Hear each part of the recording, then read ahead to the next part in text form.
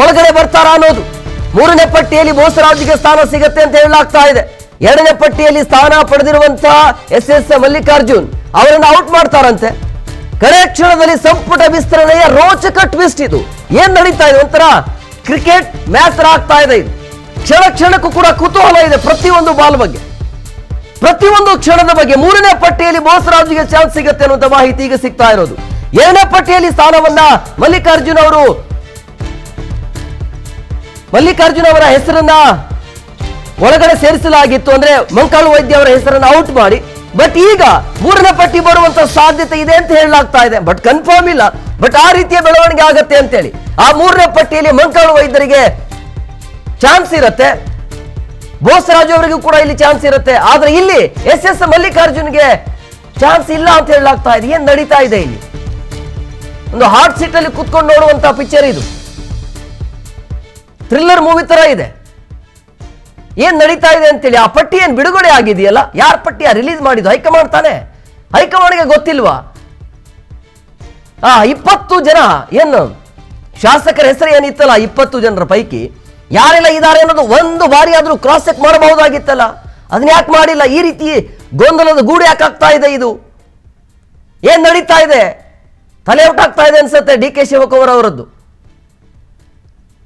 ಮೊದಲ ಪಟ್ಟಿ ಈಗ 2ನೇ ಪಟ್ಟಿಯನ್ನು ರಿಲೀಸ್ ಆಯ್ತಲ್ಲ, 2ನೇ ಪಟ್ಟಿಯಲ್ಲಿ ಮಂಕಾಳು ವೈದ್ಯ ಅವರ ಹೆಸರಿತ್ತು. ಅಲ್ಲಿ ಆ ಹೆಸರನ್ನು ನೋಡಿ ಸಂಭ್ರಮಾಚರಣೆ ಜೋರಾಗಿತ್ತು. ಮಂಕಾಳು ವೈದ್ಯ ಕಾರ್ಯಕರ್ತರಿಂದ ಸಿಹಿ ತಿನಿಸಿ ಸಂಭ್ರಮಾಚರಣೆ ಮುಗಿಲು ಮೂಡ್ತಾ ಇತ್ತು. ಅದರ ಜೊತೆಗೆ ಇದ್ದಕ್ಕಿದ್ದಾಗೆ ಮಂಕಾಳು ವೈದ್ಯ ಹೆಸರೇ ಇಲ್ಲ ಅಲ್ಲಿ. ಆವಾಗ ಹೈಕಮಾಂಡ್ ಕ್ಲಾರಿಟಿಯನ್ನು ಕೊಡುತ್ತೆ, ಪಟ್ಟಿಯಲ್ಲಿ 2ನೇ ಪಟ್ಟಿಯಲ್ಲಿ ಮಂಕಾಳು ವೈದ್ಯ ಹೆಸರೇ ಇರಲಿಲ್ಲ, ಅಲ್ಲಿ ಲಿಸ್ಟೇ ಇಲ್ಲ ಅಂತೇಳಿ. ಬಟ್ ಈಗ ಬರ್ತಾ ಇರುವಂತ ಮಾಹಿತಿ ಮಂಕಾಳು ವೈದ್ಯ ಅವರಿಗೆ ಚಾನ್ಸ್ ಕೊಡಬೇಕು, SS ಮಲ್ಲಿಕಾರ್ಜುನ್ ಬೇಡ ಅನ್ನುವಂಥ ನಿರ್ಧಾರಕ್ಕೆ. ಇದು ಹೇಗೆ? ಇದು ಬಹಳ ಇಂಟ್ರೆಸ್ಟಿಂಗ್. ಇದು ಸಂಪುಟ ವಿಸ್ತರಣೆಯ ಗೊಂದಲ ಇದೆಯಲ್ಲ. ಹಾಗಾದ್ರೆ 5 ಗಂಟೆಗೆ ಪದಗ್ರಹಣ ಕಾರ್ಯಕ್ರಮ ಇದೆಯಾ ಇಲ್ವಾ? ಅದು ಕೂಡ ಕ್ವಶನ್ ಮಾರ್ಕ್. ಈಗ 5 ಗಂಟೆಗೆ 4:05ಕ್ಕೆ ಇಡಲಾಗಿತ್ತು, ಬಟ್ 5 ಗಂಟೆಗೆ ಕಾರ್ಯಕ್ರಮ ಇದೆ ಅಂತ ಹೇಳಲಾಗ್ತಾ ಇದೆ. ಸಂಪುಟ ವಿಸ್ತರಣೆಯಲ್ಲಿ ಗೊಂದಲ. ಇನ್ನು ಲೋಕಭವನಕ್ಕೆ ಅಧಿಕೃತ ಪಟ್ಟಿ ಹೋಗಿಲ್ಲ ಅಂತೆ. ಅದನ್ನ ಹೇಳ್ತಾ ಇದ್ದು. 4 ಗಂಟೆಗೆ ನಡೆಯಬೇಕಿದೆ ಕಾರ್ಯಕ್ರಮ, 5 ಗಂಟೆಗೆ ಮುಂದಕ್ಕೆ ಹಾಕಲಾಗಿದೆ. ಯಾವ ಕಾರಣಕ್ಕಾಗಿ? ಹಳೆಯ ಪಟ್ಟಿ ಪರಿಗಣಿಸದಂತೆ ಲೋಕಭವನಕ್ಕೆ CM ಮನವಿಯನ್ನು ಮಾಡಿದ್ದಾರೆ. ಸಂಪುಟ ವಿಸ್ತರಣೆಯಲ್ಲಿ ಈ ರೀತಿಯ ಗೊಂದಲದ ಗೂಡು. ಲೋಕಭವನಕ್ಕೆ ಅಧಿಕೃತ ಪಟ್ಟಿ ರವಾನೆ ಆಗಿಲ್ಲ. ಈ ಪಟ್ಟಿಯನ್ನು ಕಳುಹಿಸಿದಾರಲ್ಲ, ಆ ಪಟ್ಟಿಯನ್ನು ಪರಿಗಣನೆಗೆ ತಗೋಬೇಡಿ ಅಂತೇಳಿ CM ಮನವಿ ಮಾಡಿದಾರಂತೆ.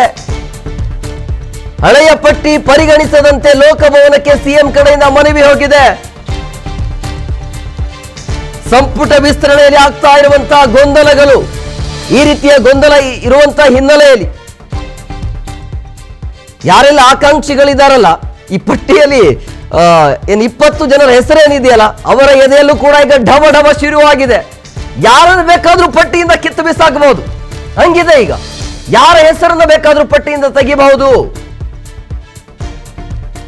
ಹೇಗಾಯ್ತು ಇದೆಲ್ಲ ಗೊಂದಲ? ಹಿಂಗ್ ಮಾಡ್ಕೊಂಡ್ರೆ ಹೆಂಗೆ ಅಂತ ಗೊಂದಲದ ಗೂಡಾಯ್ತಾ ಸಂಪುಟ ವಿಸ್ತರಣೆಯ ಪಟ್ಟಿ ಅನ್ನೋದು. ಮೊದಲೇ ಡಿಲೇ ಆಗ್ತಾ ಇತ್ತು. DK ಶಿವಕುಮಾರ್ ಪ್ರತಿದಿನ ದೆಹಲಿಗೆ ಹೋಗಿ ಮನವಿ ಮಾಡಿ ಕೊನೆಗೂ ಕೂಡ ರೆಡಿ ಮಾಡಿಸಿದ್ರು. ಈಗ ಅಂತಿಮವಾಗಿ ಆ ಪಟ್ಟಿ ರಿಲೀಸ್ ಆಗಿದೆ. ಆ ಪಟ್ಟಿಯಲ್ಲೂ ಕೂಡ ಗೊಂದಲ ಇದೆ. ಮೊದಲೇ ಬರಗಾಲ, ಅದರ ಮಧ್ಯೆ ಈ ರೀತಿಯ ಚರ್ಚೆಗಳು. ಈಗ ಹೈಕಮಾಂಡ್ ಏನ್ ಮಾಡುತ್ತೆ ಅಂತೇಳಿ, ಯಾಕೆ ಈ ಪರಿ ಆತುರ ಇತ್ತು ಹೈಕಮಾಂಡ್ಗೆ? ಈಗ ಬರ್ತಾ ಇರುವಂತ ಮಾಹಿತಿ 2ನೇ ಪಟ್ಟಿಯಲ್ಲಿ ಯಾರೆಲ್ಲ ಹೆಸರು ಇದೆಯಲ್ಲ, ಅದರಲ್ಲಿ ಕೆಲವೊಂದಿಷ್ಟು ಹೆಸರನ್ನ ಬದಲಾವಣೆ ಮಾಡಬೇಕು ಅನ್ನೋದು. ಬೋಸರಾಜು ಅವರ ಹೆಸರಲ್ಲಿ ಸೇರ್ಪಡೆ ಆಗಬೇಕು. ಇಡೀ ಪಕ್ಷದೊಳಗೆ ಏನು ನಡವಳಿಕೆಗಳನ್ನು ನಡೀತಾ ಇವೆ, ನಮ್ಮಂಥವ್ರ ಮೇಲೆ ಏನು ಗದಾಪ್ರಹಾರ ಆಗ್ತಾ ಇದೆ, ಪ್ರಾಮಾಣಿಕರಿಗೆ ನಿಷ್ಠಾವಂತರಿಗೆ ಬೆಲೆ ಇಲ್ಲ ಅಂತ ಗೊತ್ತಾದ ಬಳಿಕ ಅದಕ್ಕೆ ಅನಿವಾರ್ಯವಾಗಿ ನಾನು ಈ ತೀರ್ಮಾನ ಮಾಡಿದ್ದೀನಿ. ಬರೀ ಸಚಿವ ಸ್ಥಾನಕ್ಕೆ ಅಷ್ಟೇ ಅಲ್ಲ, ಇಡೀ ಪಕ್ಷದೊಳಗೆ ಏನು ಒಂದು ವಾತಾವರಣ, ಉಸಿರುಗಟ್ಟು ವಾತಾವರಣ ಏನು ನಿರ್ಮಾಣ ಆಗಿದೆ, ಇಂಥದ್ರಲ್ಲಿ ಮುಂದುವರಲಿಕ್ಕೆ ನಾನು ಆತ್ಮಸಾಕ್ಷಿ ಒಪ್ತಾ ಇಲ್ಲ. ಅದಕ್ಕೆ ನಾನು ಈ ತೀರ್ಮಾನಕ್ಕೆ ಬಂದಿದ್ದೀನಿ. ಈಗ ನಿಮ್ಮ ಬೆಂಬಲಿಗರು ಪ್ರತಿಭಟನೆ ಮಾಡ್ತಾ ಇದ್ದಾರೆ, ಅವರೆಲ್ಲರೂ ಹೇಳ್ತಾ ಇರೋದು ಒಂದೇ, ನಮ್ಮ ಸಾಹೇಬರಿಗೆ ಸಚಿವ ಸ್ಥಾನ ತಪ್ಪೋದಕ್ಕೆ MB ಪಾಟೀಲೇ ಕಾರಣ ಇರ್ಬೋದು. ಅವ್ರ ಭಾವನೆ ಆ ರೀತಿ ಬಂದಿದೆ ಅಂದರೆ, ನೂರಾರು ಜನರು ಸಾವಿರಾರು ಜನರ ಭಾವನೆ ಅದ ಅಂದರೆ ಇರ್ಬೋದು. ಅದು ಯಾಕೆ ಆ ರೀತಿ MB ಪಾಟೀಲ್ ಅವರು ಯಶವಂತರಾಯ ಗೌಡ ಪಾಟೀಲ್ ಅವ್ರನ್ನ ಇಷ್ಟು ಟಾರ್ಗೆಟ್ ಮಾಡ್ತಾರೆ? ಯಾಕೆ ಈ ರೀತಿಯಾದಂಥ ಒಂದು ಅವರಿಗೆ ಕೇಳಬೇಕಲ್ಲ. ನೀವು just ask him, he is the right person to tell all those things. ಅವ್ರಿಗೆ ಕೇಳಿ. ಈಗ ಮುಂದಿನ ನಡೆ ಏನು ಸರ್? ಈಗ ರಾಜೀನಾಮೆ ಕೊಟ್ಟಿದ್ದೀರಾ, ಏನು ನೆಕ್ಸ್ಟ್? ನನ್ನ ಜನರ ಭಾವನೆಗಳನ್ನು ತಿಳ್ಕೊಂಡು ನಾನು ತೀರ್ಮಾನಕ್ಕೆ ಬರ್ತೀನಿ. ಸರ್, ಈಗ ಸಚಿವ ಸ್ಥಾನ ತಪ್ಪಿದೆ ಅನ್ನೋದಕ್ಕೆ ಯಾರು ಕ್ಲಾರಿಟಿ ಕೊಟ್ಟರೆ ಸರ್? ಇಂಥ ಕಾರಣಕ್ಕೆ ನಿಮಗೆ ಕೊಟ್ಟಿಲ್ಲ ಅನ್ನೋ ಕಾರಣಕ್ಕೋಸ್ಕರ ನನಗೇನು ಯಾರು ಕ್ಲಾರಿಟಿ ಕೊಟ್ಟಿಲ್ಲ ಮತ್ತು ನಾನು ಯಾರು ಕ್ಲಾರಿಟಿ ನಿರೀಕ್ಷೆನೂ ಮಾಡೋಂಗಿಲ್ಲ. ಅದರ ಅವಶ್ಯಕತೆ ಅಗತ್ಯತೆ ಇಲ್ಲ. ಪಕ್ಷಕ್ಕೆ ಒಂದು ವೇಳೆ ಗುಡ್ ಬೈ ಸರ್, ಇಲ್ಲಿಗೆ ಮುಗೀತಾ ಕಾಂಗ್ರೆಸ್ಗೂ ಯಶವಂತರಾಯಗೌಡ ಪಾಟೀಲ್ರಿಗೂ ಸಂಬಂಧ? ನನ್ನ ಜನ ಏನು ಹೇಳ್ತಾರೆ ಅದ್ರ ಮೇಲೆ ತೀರ್ಮಾನ ಮಾಡ್ತೀನಿ. ಸೊ ಇದಿಷ್ಟು ಯಶವಂತರಾಯಗೌಡ ಪಾಟೀಲ್ರವರ ಸ್ಪಷ್ಟ ನುಡಿಗಳು. ಕ್ಯಾಮ್ರಾಮನ್ ಹರಿ ಜೊತೆ ಹೆಬ್ಬಾಕ ತಿಮ್ಮೇಗೌಡ, ನ್ಯೂಸ್ 18 ಹೆಬ್ಬಾಕ ತಿಮ್ಮೇಗೌಡ, PNS ವಿಸ್ತಾರ ನ್ಯೂಸ್, ಬೆಂಗಳೂರು.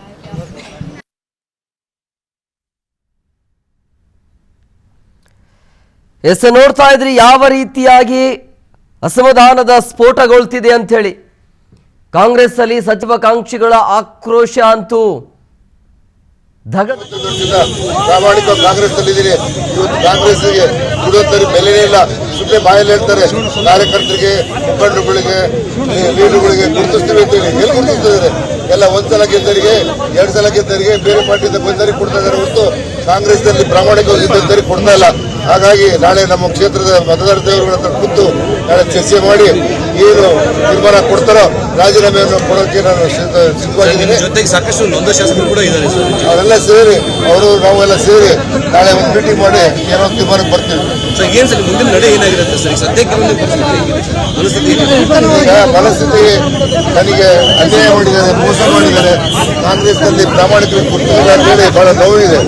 ಹಾಗಾಗಿ ನಾನು ನಮ್ಮ ಮುಖಂಡರುಗಳು, ಯಾಕೆಂದರೆ ಮತದಾರ ದೇವರುಗಳು ನಮ್ಮನ್ನು ಇಲ್ಲಿ ಕಳಿಸೋದು, ಈ ಲೀಡರ್ಗಳು ನಮ್ಮ ಹೈಕಮಾಂಡ್ನೆಲ್ಲ ಕಳಿಸೋದು, ನಮ್ಮ ಲೀಡರ್ಗಳು ಭದ್ರಾವತಿ ಕ್ಷೇತ್ರದ ಮತದಾರರ ದೇವರುಗಳು ಏನು ಅಭಿಪ್ರಾಯ ಹೇಳ್ತಾರೋ ಆ ಅಭಿಪ್ರಾಯದಂತೆ ನಾನು ಮುಂದೆ ನಡೀತೇನೆ. ಸರ್, ಏನು ಕಾರಣ ಇರ್ಬೋದು ಸರ್ ಸಂಗಮೇಶ್ವರಿಗೆ ಸಚಿವ ಸ್ಥಾನ ಕೊಡದಿರೋದಕ್ಕೆ? ಯಾಕೆಂದ್ರೆ SS ಮಲ್ಲಿಕಾರ್ಜುನ ಕೊನೆ ಹಂತದಲ್ಲಿ ಅವರನ್ನು ಸೇರ್ಪಡೆ ಮಾಡಿದ್ರು, ಮಂಕಾಳ ವೈದ್ಯ ಅವರನ್ನು ಕೂಡ ಕೊನೆ ಹಂತದಲ್ಲಿ ತೆಗೆದುಹಾಕುವಂತ ಕೆಲಸಗಳು ಆಗಿದ್ದಾವೆ. ಇಷ್ಟಕ್ಕೆ ಪ್ರಾಮಾಣಿಕತೆ ಗೌರವ ಇಲ್ಲ. ನಾವು ಈ ಸಲ ಕೊಡ್ತಾರೆ ಅಂತ ನಂಬಿಕೆ ಯಾವುದೇ ಕಾರಣಕ್ಕೂ ಮಿಸ್ ಮಾಡಲ್ಲ. DK ಶಿವಕುಮಾರ್ ಸಿದ್ದರಾಮಯ್ಯ ಮಾತು ಕೊಟ್ಟಿದ್ರು, ಕೊಡ್ತಾರೆ ಎಂದು. ಸಿದ್ದರಾಮಯ್ಯ DK ಶಿವಕುಮಾರ್ ಮಾತು ಕೊಡೋಕ್ಕಿಂತ ಪಕ್ಷದ ಪ್ರಾಮಾಣಿಕತೆ ನಮ್ಮ ಪ್ರಾಮಾಣಿಕತೆ ಮುಂದೆ ಸಹಿತ ಹೇಳಿದೆ. ಅನ್ಯಾಯ ಮಾಡಿದ್ದಾರೆ, ಮೋಸ ಮಾಡಿದ್ದಾರೆ. ಅದಕ್ಕೆ ನಾನು ಬಹಳ ನೋವಾಗಿ ಮುಂದೆ ಬಂದು ಹೇಳ್ತಾ ಇದ್ದೀನಿ. Thank you sir. ಇದಿಷ್ಟು ಸಂಗಮೇಶ್ವರ ಮಾತು. ಅಂದ್ರೆ ನನಗೆ ನೋವಾಗಿದೆ. ಈಗ ಒಂದೇ ಸಲ ಕೇಳ್ಬಿಡಿ ಮೇಡಮ್, ಮಾತಾಡ್ಬೋದು.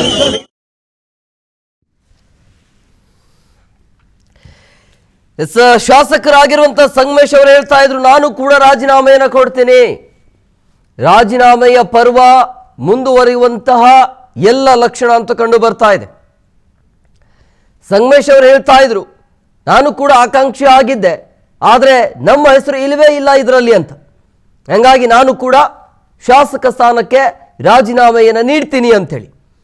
ಸೊ ಈ ರೀತಿಯ ಬೆಳವಣಿಗೆ ಆಗ್ತಾ ಇದೆ. ಬಹುಶಃ ಯಾಕೋ ಈ 5 ಗಂಟೆಗೆ ಪದಗ್ರಹಣ ಕಾರ್ಯಕ್ರಮ ನಡೆಯುವಂಥ ಯಾವುದೇ ಲಕ್ಷಣ ಕಂಡು ಬರ್ತಾ ಇಲ್ಲ ಅಂತ ಅನ್ಸುತ್ತೆ. ಈ ಗೊಂದಲ ಮಧ್ಯೆಯೂ ಕೂಡ ಈ ಒಂದು ಕಾರ್ಯಕ್ರಮ ನಡೆಯುತ್ತಾ ಗೊತ್ತಿಲ್ಲ. ಮುಹೂರ್ತ ಅಂತೂ ಫಿಕ್ಸ್ ಆಗಿದೆ. 4 ಗಂಟೆ 5 ನಿಮಿಷಕ್ಕೆ ಕಾರ್ಯಕ್ರಮ ಇತ್ತು, ಪದಗ್ರಹಣ ಕಾರ್ಯಕ್ರಮ. ಈಗ 5 ಗಂಟೆ ಅಂತ ಹೇಳಲಾಗ್ತಾ ಇದೆ. 5 ಗಂಟೆಗೆ ಯಾಕೆ ಅದನ್ನು ಮುಂದಕ್ಕೆ ಹಾಕಿದ್ರು ಗೊತ್ತಿಲ್ಲ. ಅಂದರೆ ಕಾರ್ಯಕರ್ತರು ಜಮಾವಣೆ ಮಾಡುವಂಥ ಸಾಧ್ಯತೆ ಇರುತ್ತಂತನ, ಅಥವಾ ಪಟ್ಟಿ ರಿಲೀಸ್ ಆದ ನಂತರ ಈ ರೀತಿ ಬೆಳವಣಿಗೆ ಆದಮೇಲೆ ಸ್ವಲ್ಪ ಸಮಯ ಬೇಕು ಅಂತನ, ಅಥವಾ ಪಟ್ಟಿಯಲ್ಲಿ ಏನಾದರೂ ಬದಲಾವಣೆ ಆಗೋದಿದೆಯಾ, 5 ಗಂಟೆಯ ತನಕ ಏನಾದರೂ ಬದಲಾವಣೆ ಆಗುವಂಥ ಸಾಧ್ಯತೆ ಇದೆಯಾ, ಏನು ಎತ್ತ ಅಂಥೇಳಿ. ಸಿಕ್ಕಿದವರಂತೂ ಖುಷಿಯಲ್ಲಿದ್ದಾರೆ, ಬಟ್ ಆಕಾಂಕ್ಷಿಗಳು ಯಾರೆಲ್ಲ ಇದ್ರಲ್ಲ ಅವರಿಗೆ ಬೇಸರ, ನೋವಾಗಿದೆ. ಸೊ ಹಂಗಾಗಿ ಅವರು ರಾಜೀನಾಮೆಯನ್ನು ಕೊಡೋದಕ್ಕೆ ಮುಂದಾಗಿದ್ದಾರೆ. ಮುಂದಿನ ಬೆಳವಣಿಗೆ ಏನೆಲ್ಲ ಆಗತ್ತೆ ಅನ್ನುವಂಥ ಕುತೂಹಲ ಇದೆ. ಭರ್ಜರಿ ಆಗಿರುವಂಥ ಬಹುಮತದೊಂದಿಗೆ ಅಧಿಕಾರಕ್ಕೆ ಬಂದಿರುವಂಥ ಕಾಂಗ್ರೆಸ್ ಪಕ್ಷದಲ್ಲಿ ಈ ರೀತಿಯ ಗೊಂದಲದ ಗೂಡು ಆಗೋದು ಕಾಮನ್, ಅದು ಸಹಜ. ಬಟ್ ಅವರನ್ನ ಸಮಾಧಾನ ಪಡಿಸಬೇಕಾಗತ್ತೆ ಅಷ್ಟೇ. ಒಂದು ಸ್ಥಾನ ಅಂತ ಸೋನಿಯಾ ಗಾಂಧಿ ಮೇಡಮ್, ಸಾಹೇಬರಿಗೆ, ಪ್ರಧಾನ ಕಾರ್ಯದರ್ಶಿಗಳಾದಂಥ ಸನ್ಮಾನ್ಯ ಶ್ರೀ ವೇಣುಗೋಪಾಲ್ ಸರ್ ಅವರಿಗೆ, ಸುರ್ಜೇವಾಲ ಸರ್ ಅವರಿಗೆ, ಮತ್ತು ನಮ್ಮ ರಾಜ್ಯದ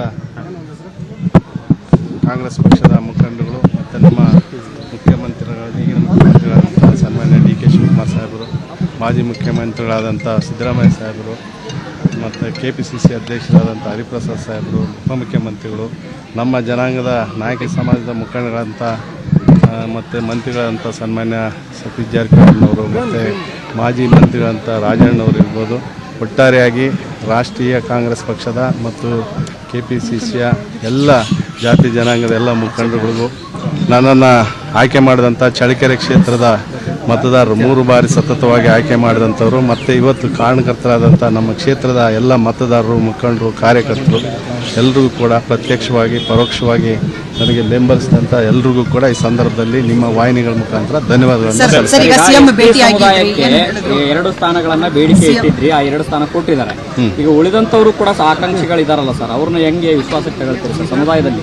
ಈಗ ನನ್ನ ಒಂದು ಅಭಿಪ್ರಾಯ, ಈಗ ಎಲ್ಲರೂ ಕೂಡ ಸುಮಾರು ನಮ್ಮ ಪಕ್ಷದಲ್ಲಿರ್ತಕ್ಕಂಥ 140 ಜನ ಏನು ಮುಖ್ಯಮಂತ್ರಿಗಳು, ಉಪಮುಖ್ಯಮಂತ್ರಿಗಳು ಸೇರಿ ಅದರಲ್ಲಿ 34 ಜನಕ್ಕೆ ಅಷ್ಟೇ ಅವಕಾಶ ಇರ್ತದೆ.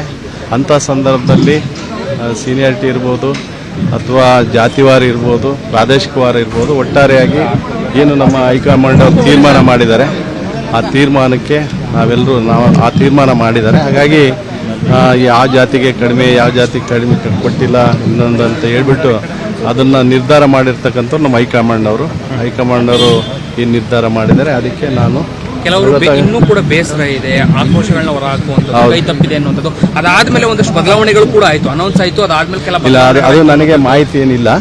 ಒಟ್ಟಾರೆಯಾಗಿ ಇವತ್ತು ನನ್ನನ್ನು ಆಯ್ಕೆ ಮಾಡಿದಂಥ ಇವರಿಗೆ ಎಲ್ಲ ಈಗಾಗಲೇ ನಾನು ಧನ್ಯವಾದಗಳು ಹೇಳಿದ್ದೇನೆ. ಇನ್ನೊಮ್ಮೆ ಎಲ್ಲರಿಗೂ ಈಗಾಗಲೇ ನಾನು ಹೇಳಿದಂತೆ ಎಲ್ರಿಗೂ ಧನ್ಯವಾದಗಳು. Thank you.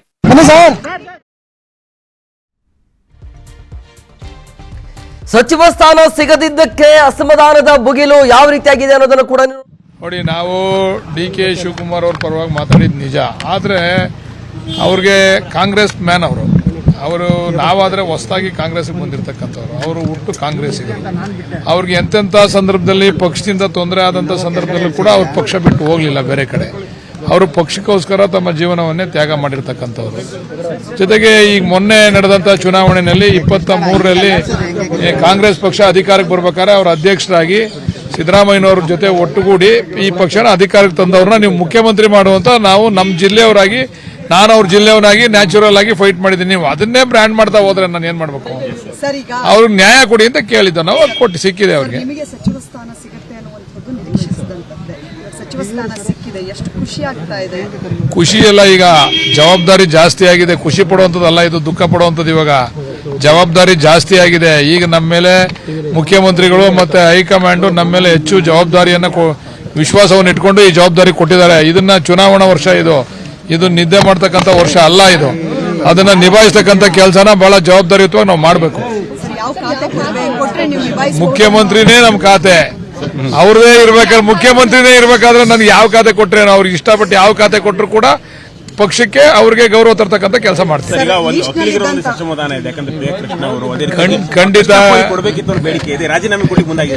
ಖಂಡಿತ ಇರ್ಲಿ, ಬೇಸರ ಇರ್ತದೆ.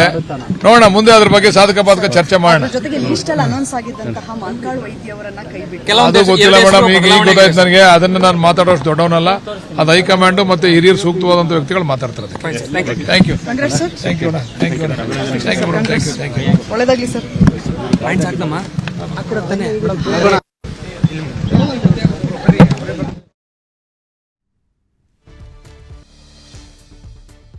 ನೋಡ್ತಾ ಇದ್ರಿ, ಒಂದು ಕಡೆ ಮಂತ್ರಿಗಿರಿ ಸಿಕ್ಕಿರುವಂತ ಹಿನ್ನೆಲೆಯಲ್ಲಿ ಖುಷಿಯನ್ನು ವ್ಯಕ್ತಪಡಿಸ್ತಾ ಇರುವಂಥದ್ದು ಒಂದು ವಿಜುವಲ್ಸ್ ಆದ್ರೆ, ಮತ್ತೊಂದು ಕಡೆ ಯಾರಿಗೆಲ್ಲ ಚಾನ್ಸ್ ಸಿಕ್ಕಿಲ್ಲ ಅಂದ್ರೆ ಸಚಿವಗಿರಿ ಸ್ಥಾನ ಸಿಕ್ಕಿಲ್ಲಲ್ಲ ಅವರ ಬೆಂಬಲಿಗರಿಂದ ಆಕ್ರೋಶ ಮತ್ತೊಂದು ಕಡೆ ಇದೆ. ಈ ರೀತಿಯ 2 ಘಟನೆ ಆಗ್ತಾ ಇರೋದು ಇವತ್ತು.